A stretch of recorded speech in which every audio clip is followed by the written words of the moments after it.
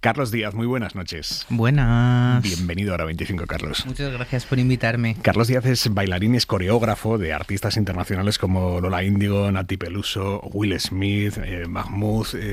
Yo te pregunto, Carlos, habitualmente cantar y bailar, saber cantar bien y saber bailar van de la mano, ¿o no tiene por qué? No. Nunca. Nunca. No, sí que es cierto que, a ver, los cantantes tienen muchísimo sentido del ritmo, muchísimos de ellos, porque al final tienen que seguir un patrón rítmico primero con su voz. Entonces, muchos de ellos ya el ritmo está. Luego sí que es cierto que la psicomotricidad, pues existe gente más en estado más avanzado y otros no tanto, pero bueno, yo creo que al final cada uno encuentra su propia corporalidad y su movimiento y se encuentra ahí pues esa clave, ¿no? de cómo hacerlos moverse en el escenario, en videoclips, etcétera. O sea, todo el mundo puede sacar algo. Sí, porque además bailar es un impulso. O sea, al final el ser humano no anda y ya baila, porque tú ves los bebés y no saben ni andar y ya les pones una canción y tienen un impulso de que quieren moverse a ese ritmo. Entonces yo siento que en mejor o peor grado, porque es obvio que hay niveles, sin duda alguna, todo el mundo podemos bailar. Eso es 100%. Ahora, dedicarse a ello, pues ya estamos hablando de otras cosas. Otra cosa. En un show, en un gran show, los artistas priorizan la voz o el baile. Yo creo que sin duda alguna todos priorizan la voz. Al final son cantantes, entonces tienen que tener mucho cuidado porque el baile, por ejemplo, genera muchísimo flato.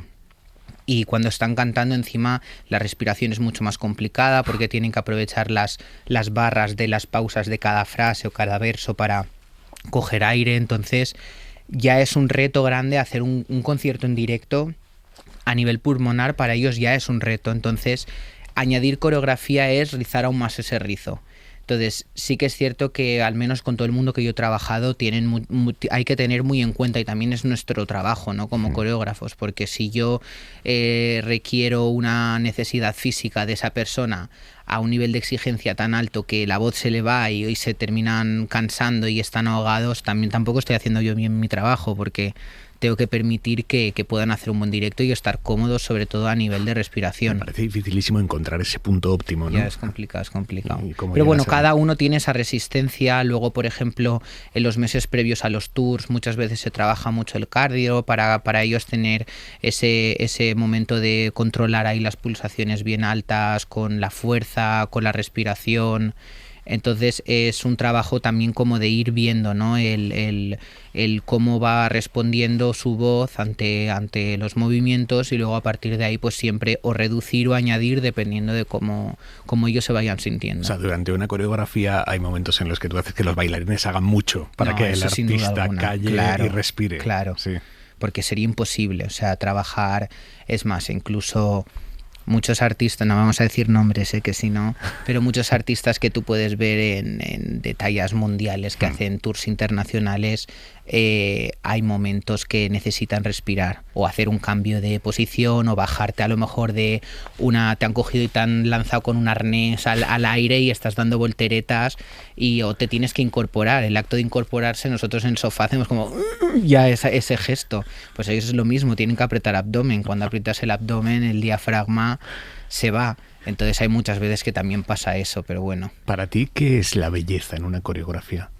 Pues para mí yo creo que es saber interpretar con el movimiento lo que la propia canción te dice, ¿no? A nivel sentimental, a nivel energético, a nivel emocional. Yo cuando oigo una canción lo primero que intento es entender a qué estado emocional me lleva, y luego es crear ese movimiento que vaya acorde a que esas emociones que yo siento cuando cierro los ojos y escucho la canción se transmitan a través también de ese movimiento, porque así se genera esa sinergia de energía que es bonita, y eso lo que hace es luego salir hacia afuera. Entonces la coreografía llega a ser un acompañante a esa música, que lo que hace es que impacte muchísimo más, porque ha habido canciones que en la historia han impactado infinitamente más gracias también a que había una coreografía justa al lado de esa propuesta. ¿Es muy distinta una coreo para un show, para un concierto o para un videoclip? Normalmente sí, porque los conciertos suelen ser canciones enteras, los videoclips normalmente suelen ser secciones del vídeo y si casi el 85% de las veces siempre se aprovecha el estribillo.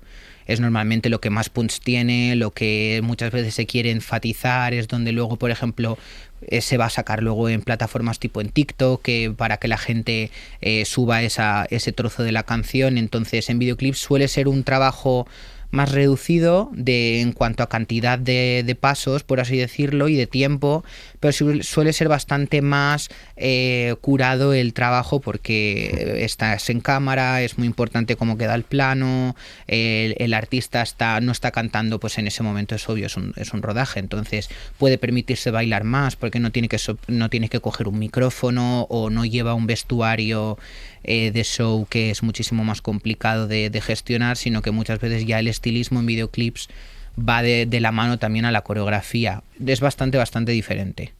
¿Cuál es tu proceso creativo? Es decir, ¿cómo montas una coreografía para un gran artista internacional? Pues normalmente te suelen enviar, cuando es una canción que es inédita, te suelen enviar un link de escucha para que tú pues tengas esos primeros bocetos de la canción y luego pues nada, yo lo que hago simplemente es escuchar la canción bastantes veces, intentar ver por dónde va, también escuchar la letra, a veces traducirla porque bueno, el italiano lo domino, pero hay palabras que se nos pueden ir. Hasta un punto, ¿no? Claro, y ellos son poéticos, entonces hay veces que digo, chicos, no se entiendo. Entonces, pues a lo mejor intento traducir la letra, intento entender un poco como cuál es el porqué, y luego también, pues bueno, hay un documento que son los tratamientos en los videoclips, que es pues un archivo, una presentación PDF, por así decirlo, en la que se presenta pues la historia del videoclip, posibles escenarios, cuál va a ser el mood y la sensación de los estilismos, un poco como presentan el universo. Y con todo eso, pues tú ya tienes toda esa información y ese quilombo ahí en la cabeza.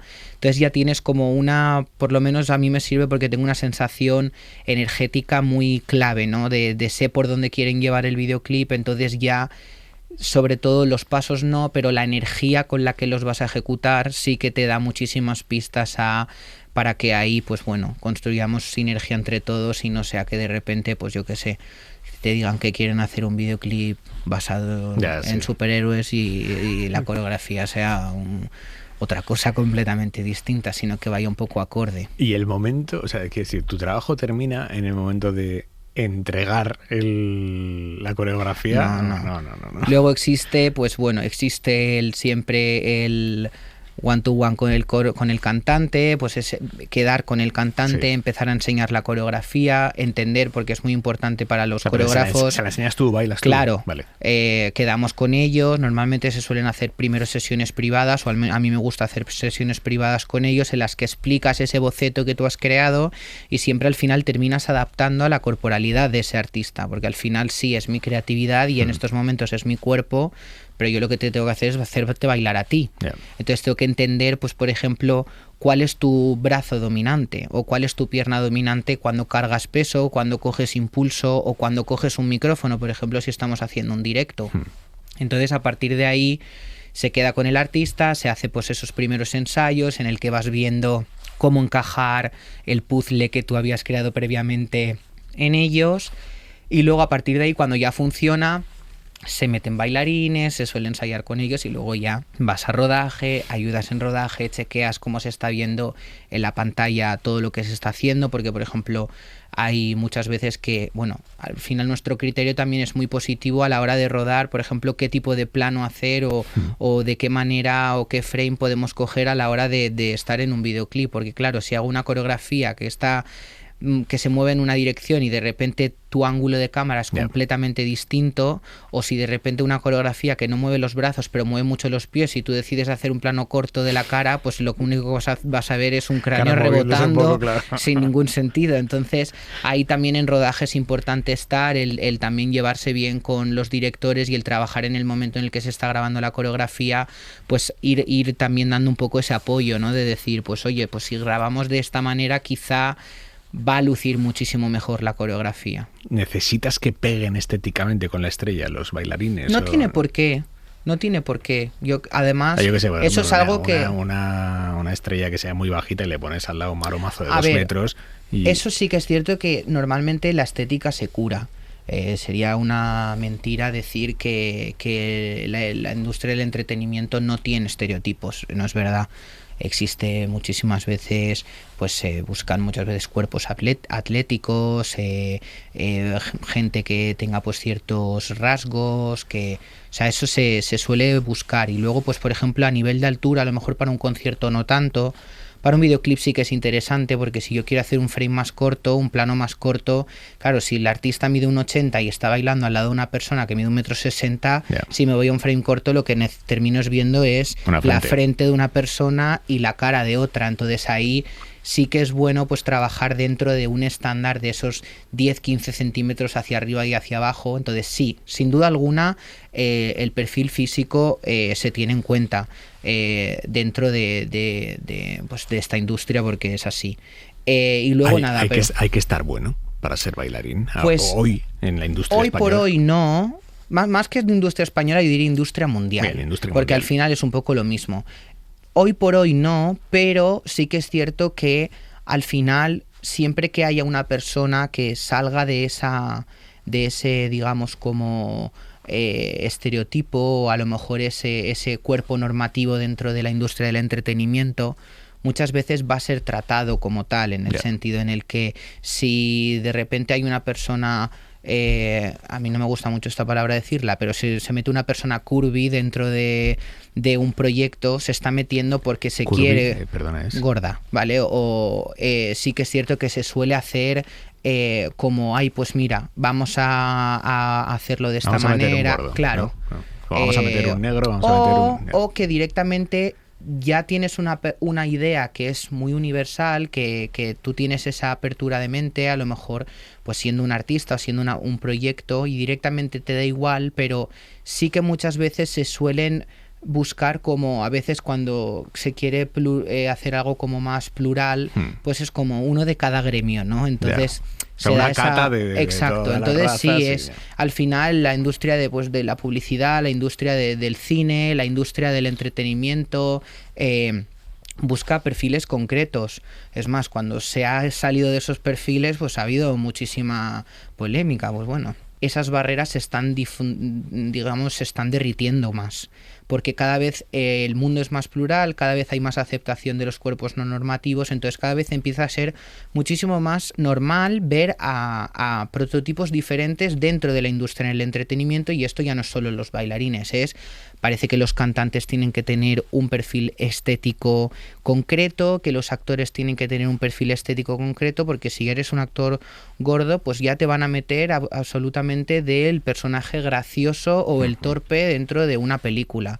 Eso cada vez yo creo que se está saliendo de esa costumbre que, en mi opinión, era un poco fea, ¿no? Los bailarines tienen que tener alguna conexión emocional con el cantante. Quiere decir, al final van a ser los que le rodeen durante mucho tiempo sobre el escenario. No tiene por qué. Sí que es cierto que en muchas ocasiones se termina construyendo esa relación, porque al final, pues cuando tú estás de tour y te estás pegando 6 meses de tu vida fuera de tu casa con un mismo equipo, al final tu equipo se convierte un poco en tu familia. Claramente. Y quizá no existe ese amiguismo a la hora de contratar, porque al final, pero luego lo que pasa es que el roce hace el cariño. Esto es el ser humano, ¿no?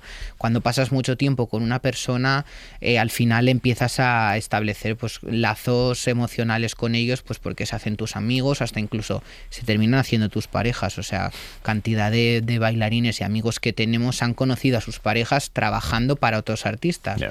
Cantantes se han enamorado de artistas, actores se han enamorado de otros actores haciendo películas. Entonces, el estar ahí en esa burbuja, ¿no?, creativa durante un periodo alargado de tiempo hace que las relaciones humanas se desarrollen sin ningún vamos. ¿Es malo que un bailarín o una bailarina se haga famoso y la gente lo empiece a identificar y se cree un personaje en sí mismo? Quiero decir, ¿el bailarín tiene que ser lo suficientemente anónimo como para no llamar la atención? En mi opinión, no. En el sentido de cuando un bailarín está trabajando para un artista, entendemos que nuestro trabajo es concentrar toda nuestra energía para apoyar el proyecto de otra persona. Y eso es una relación bidireccional muy bonita, porque al final hace que el escenario brille de una manera muy distinta. Ahora sí que es cierto que últimamente hay muchos bailarines que se han hecho virales, que pues en TikTok se han hecho muy famosos y que tienen exactamente. Propia, claro. Pues yo me alegro personalmente, porque al final lo que le da es muchísima visibilidad al baile de otras maneras, y pues bueno, también oye, el bailarín empieza a ser también un reclamo para unas marcas, y lo que hace es atraer más trabajo y más dinero a mi sector, o sea que es que al final... ¿Está bien pagado el trabajo de bailarín, de una coreografía de un artista de primera plana? En mi opinión, comparado con lo que se suele pagar en otros países, sí, porque a pesar de que a lo mejor puede ser que en España se pague menos de cantidad, tú no puedes comparar la calidad de vida del precio de vida española con la británica.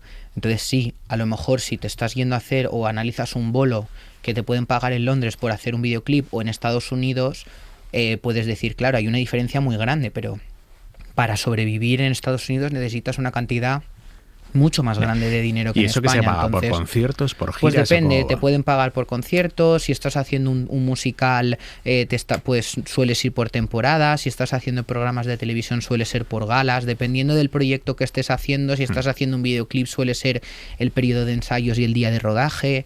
Dependiendo de lo que estés haciendo, hay diferentes tipos de contratos que hay, pues sí, los sindicatos y los gremios de diferentes tipos pues están también un poco como luchando por cada vez intentar conseguir condiciones mejores, porque también, claro, los contratos que son siempre de obra, al final es muy difícil de cara a una financiación, pues poder conseguir una hipoteca, ¿no? Claro, una hipoteca en el que todo lo que tienes son trabajos de trabajo hoy, mañana no. Entonces aquí es bastante complicado, porque en España el bailarín no es autónomo. Entonces es un poco difícil encontrar como la línea de esa financiación a esa financiera, explicarla, porque claro, si haces todo proyectos de obra, por así decirlo, también tendría muchísimo sentido que pudiésemos tener algún tipo de trabajador autónomo artista o algo así, que pudiésemos hacerlo como nosotros, y luego ya pues presentas tu renta o lo que sea. ¿A qué edad sale del circuito? Se jubila, no, pero vamos, deja de ser un bailarín de primera línea, un bailarín de primera línea. Pues mira, afortunadamente cada vez más tarde, porque existe ahora también hay mucha conciencia de cuidado con el cuerpo, de la salud, del mantenerte fuerte, de las articulaciones cuidarlas, de la medicina avanzado, las operaciones en casos de roturas y cosas así han avanzado muchísimo. Entonces cada vez es un poco más tarde, pero sí que es cierto que pues ya a partir de los 35, 40 años ya es bastante más raro el ver quizá en una primera plana también, porque oye, existen esas, es un poco como los deportistas de élite, al final pues no somos deportistas porque es arte lo que hacemos, pero la exigencia física es esa. Entonces los futbolistas llega un momento que si siguen jugando se rompen, pues el bailarín es exactamente lo mismo. ¿Y entonces, en qué se suelen reciclar? Pues mucha gente abre escuelas de danza, hay personas que luego traducen su trayectoria a pues ser coreógrafos y trabajar a lo mejor de alguna manera dentro de la parte de coreografía. Luego hay gente que también pues empieza en la dirección creativa o artística. Luego hay gente que, como tiene experiencia en toda la parte de haber vivido producciones, se meten un poco en producción. Hay un poco de todo, y luego también hay un porcentaje de personas que pues buscan el plan C, porque el A y el B ya ha acabado y tampoco a lo mejor el hecho de que seas un buen bailarín no quiere decir que vayas a ser un futuro buen coreógrafo, y que si hay poco trabajo para bailarines, para coreógrafos aún hay menos, porque al final en un tour puede haber 20 bailarines, pero coreógrafos suele haber uno, entonces es más complicado el entrar ahí. ¿Cuántas veces puedes llegar a ensayar una misma canción? Ay, no, qué pereza, muchas. Qué horror eso, ¿no? Muchas. ¿No terminas, es, a ver, ¿no terminas es un poco, aborreciendo la canción? Es un poco duro. Por ejemplo, me pasa mucho a mí cuando haces un videoclip, tú, claro, escuchas una canción que no ha salido aún, entonces estás escuchándola, luego te vas al rodaje y la escuchas, entonces es como no ves el momento de que el rodaje termine y que exista ese mes que de normal suele haber entre rodaje y y estreno del tema y del videoclip, normalmente suele haber como entre 1 mes y 2 meses de protocolo, ¿no? Ese mes es estupendo. Claro, pues un mes que es una pausa, porque luego vuelve a las radios, vuelve a las discotecas, y luego vuelve a pegar, y luego te vuelve a dar, y luego la canción se te queda ahí como un troyano en el cerebro que no lo puedes sacar ni a golpes, y si al final se te hace un poco bola, pero bueno, eso es buena señal, ¿no? Cuando eso pasa, al final es, yo creo que el mejor piropo que le puedes decir a un cantante, que es: no me puedo sacar tu melodía de la cabeza. Entonces eso significa que si contigo ha funcionado, con muchísimo público también va a pasar. Entonces es al final un súper piropo, ¿no? Que le puedes decir a una persona, y es que tu canción consigue penetrar mis oídos y quedarse ahí dentro y hacerse un hueco, ¿no? Un apartamento en mi cabeza. ¿Cuánto tiempo tienes con una estrella de primerísimo nivel para ensayar? Nada. Día. Un día. Normalmente sí. Suele ser para un videoclip suele ser 1 o 2 días de ensayo máximo. Si te tiras muy hacia arriba, 3.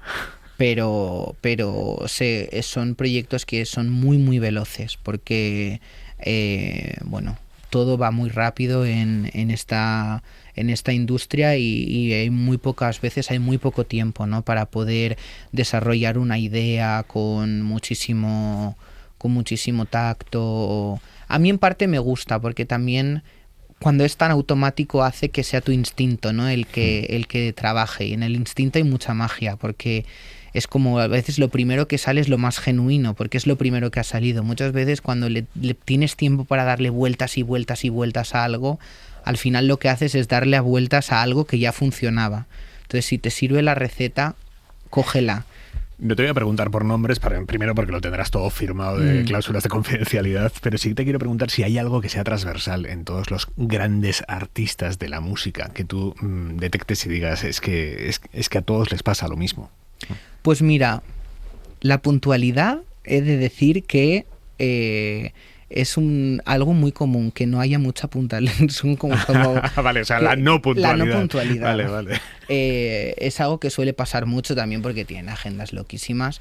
Y luego yo, por ejemplo, lo que me sorprende también muchísimo, o que comparto mucho cuando me pasa con toda la gente con la que he trabajado, es también pues el tema de la privacidad y de lo expuestos que muchas veces están, lo poco tranquilo que puedes estar a veces por la calle, y un poco como ese como estar totalmente rodeado constantemente de personas, y el no poder relajar en ningún momento, ¿no? Eso es algo que es obvio que dependiendo en el nivel de fama que cada artista esté, se vive de una manera diferente, pero al final ahí hay una carencia de privacidad muy grande, y a mí me impacta mucho, ¿no? Vivirlo desde fuera, porque yo, bueno, a lo mejor dentro de mi sector y dentro de mi gremio soy una persona reconocida, pero yo salgo a la calle y puedo entrar en el Primark, ¿sabes? Que no hay ningún problema, nadie me va a hacer un placaje ni no me va a pasar nada. Pero sí que yo he vivido historias bastante locas, ¿no? De decir, madre mía, qué mal rollo. Sí, ¿no? De gente lanzándose. Es que me ha pasado, ¿eh? Sí. Sí. No lanzándose, pero, por ejemplo, me ha llegado a pasar de... Siempre he pecado, nunca el pecador. Saliendo de conciertos, fans esperarse dentro de taxis en la salida de vehículos. Y cuando ven que el artista sale con su vehículo, decirle al taxi que persiga a tu coche, porque lo que quieren es sacarse una foto. Y es algo que es muy bonito, ¿no? Que hay una persona que te admire a ese nivel. Pero claro, ostras, yo me he encontrado en ciudades dentro de una van con un artista, perseguidos por taxis, que el driver de tu van se llegue hasta meter en contradirección para evitarlos, y que el taxista de detrás se mete en contradirección. Y tú dices, es que... Y claro, ahí, si te pasa en tu casa... Pero no sé qué es peor, la persona que dice no, claro, siga yo esa digo, furgoneta, o el taxista que se mete. Y entonces, claro, ¿no? Hay en ocasiones que cuando tú lo ves y dices, bueno, es gente que lo que tiene es mucha ilusión, pero claro, desde fuera tú no ves quién está dentro del otro vehículo. Entonces llega un momento que te da miedo y dices... ¿nos quieren matar o qué está pasando? Entonces, bueno, a mí no me quiere matar nadie, pero claro, en ese momento... Y la estrella, o sea, la estrella, ¿cómo vive ese momento? Quiero decir. Pues a veces te ríes, porque te ríes, a veces te puede dar miedo. No, es que me lo estás contando. Muy fuerte. Tú tienes una de las escuelas de danza urbana más grandes de España, más importantes, se llama Home Dance Studio, con cientos de bailarines en formación. Claro, entiendo que todos ellos quieren convencerte de que los pongas a bailar al lado de Lola Índigo, Ana Mena, Will Smith. ¿Tú qué les dices? O sea, para ser un gran bailarín, ¿qué consejo les das? Pues creo que un consejo es trabajar muy duro, porque al final eso ahí es un mundo muy pequeño para mucha gente. Entonces es muy difícil encontrar un hueco, hay que trabajar muy duro, ser muy constante, y es muy difícil porque al final los bailarines trabajamos con nuestras emociones, porque al final cuando bailas estás sintiendo, entonces no se puede mecanizar nuestro trabajo. Y con tus emociones pues existen muchos esos altibajos, ¿no? Del día que tú estás pues bien, pues tienes ese pico de energía, pero el día que estás bajo es complicado, porque al final tu energía estaba vibrando muy baja y... Entonces es muy difícil, es mantenerme, en mi opinión, la constancia, luego siempre mantener la ilusión, porque hay muchas veces situaciones, precariedad a veces en trabajo, o gente idiota que a lo mejor no respeta la danza dentro de un mismo proyecto de la misma manera que te gustaría que alguien lo hiciese. Entonces hay que retroalimentar mucho eso, y luego hay que también ser muy inteligente de saber cómo te tienes que presentar al mundo, porque al final hasta ahora mismo, pues yo qué sé, el saber manejar una red social es algo muy importante, porque ya para nosotros el LinkedIn no existe. Nosotros es cuál es tu Insta, cuáles son tus redes, y ahí están tus fotos, están tus vídeos, está tu perfil, puedo ver tu experiencia que has tenido con otros cantantes, porque si no tienes experiencia se va a ver, si tienes experiencia se va a ver. Al final es como... Hay muchos factores que hay que trabajarlos, entonces hay que intentar estar ahí a la altura en todo. Carlos Díaz, coreógrafo, muchísimas gracias. A Buenas vosotros. noches. Buenas noches.